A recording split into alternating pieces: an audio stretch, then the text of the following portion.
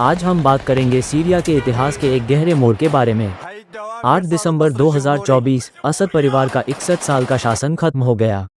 दशकों की राजनीतिक खींचतान और खूनी संघर्ष के बाद कैसे गिरा असद परिवार का शासन। इस वीडियो में हमारा सीरिया के राजनीतिक इतिहास, वर्तमान स्थिति और मध्य पूर्व के लिए इसके निहितार्थ पर चर्चा करेगी। 17 अप्रैल 1946 को सीरिया को आज़ादी मिली। इस दिन सीरिया को फ्रांस से आज़ादी मिली और वह पूर्ण रूप से स्वतंत्र राज्य के रूप में उभरा। अलावियों का राजनीतिक प्रभाव 1963 में शुरू हुआ, जब सीरिया में अरब सोशलिस्ट बाथ पार्टी सत्ता में आए। इसके बाद 1970 में सैन्य तख्तापलट के जरिए हाफिज अल असद सत्ता में आए। वो हाफिज अल असद के शासनकाल के दौरान शक्ति संतुलन, सहिष्णुता और दक्षता के लिए जीवित रहे। 1982 होम्स हमला। हाफिज अल असद ने 1982 में होम्स शहर में एक विशाल सैन्य अभियान चलाया। इसका उद्देश्य इस्लामी विद्रोहियों का दमन करना था। इस हमले के परिणामस्वरूप कई निर्दोष लोग मारे गए। Operation Tilly 1976। हाफिज अल असद ने 1976 में सीरियाई सैनिकों को लेबनान भेजा।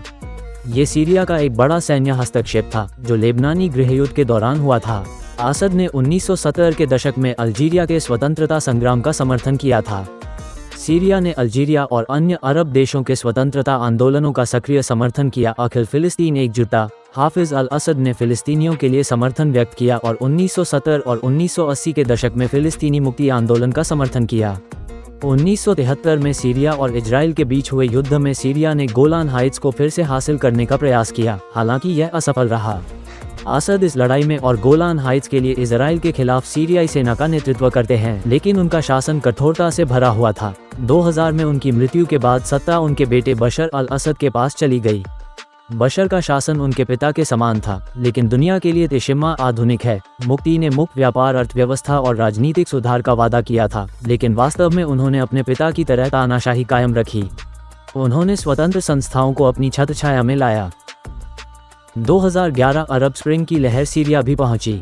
प्रदर्शनकारी बशर अल असद की सरकार के खिलाफ सड़कों पर उतर आए, लेकिन सरकार की हिंसक प्रतिक्रिया ने आंदोलन को उथल पुथल में डाल। प्रदर्शनकारियों पर असद शासन की क्रूर कार्रवाई के कारण एक भयानक गृहयुद्ध हुआ। बाद में विदेशी शक्तियों ने युद्ध में प्रवेश किया, जिससे सीरिया एक वैश्विक युद्ध क्षेत्र में बदल गया। तीन पक्ष, सरकार, विद्रोही समूह और कुर्द मिलिशिया, एक दूसरे के खिलाफ लड़ते रहे। ये स्थिति केवल सीरिया तक ही सीमित नहीं थी, बल्कि इसमें अंतर्राष्ट्रीय क्षेत्र भी शामिल था, क्योंकि रूस और ईरान ने सीधे तौर पर सीरियाई सरकार का समर्थन किया। अन्य अरब राज्यों, संयुक्त राज्य अमेरिका और तुर्की ने अन्य विद्रोही समूहों का समर्थन किया। दिसंबर 2024 में सीरियाई सार्वजनिक विरोध की तीव्रता, अंतर्राष्ट्रीय दबाव और आर्थिक संकट के परिणामस्वरूप असद परिवार का शासन समाप्त हो गया। लंबे समय तक राजनीतिक अस्थिरता, जातीय संघर्ष, विद्रोहियों को निःशुल्क हथियार सहायता, उत्तरी सीरिया में एचटी की मजबूत स्थिति और उनके लिए तुर्की का समर्थन एचटी को और अधिक शक्तिशाली बनाता है। परिणामस्वरूप 13 दिनों के भीतर दमिश्क पर कब्जा कर लिया गया। वर्तमान में सीरिया एक अलग राज्य है।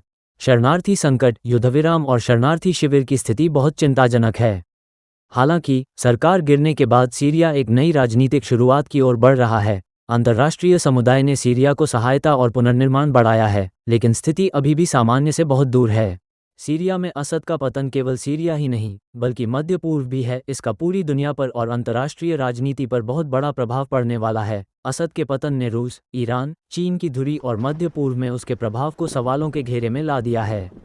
ईरान की इजराइल विरोधी शक्तियां कमजोर हो सकती हैं, लेकिन समय ही बताएगा कि यह इजराइल के लिए अच्छा है या बुरा।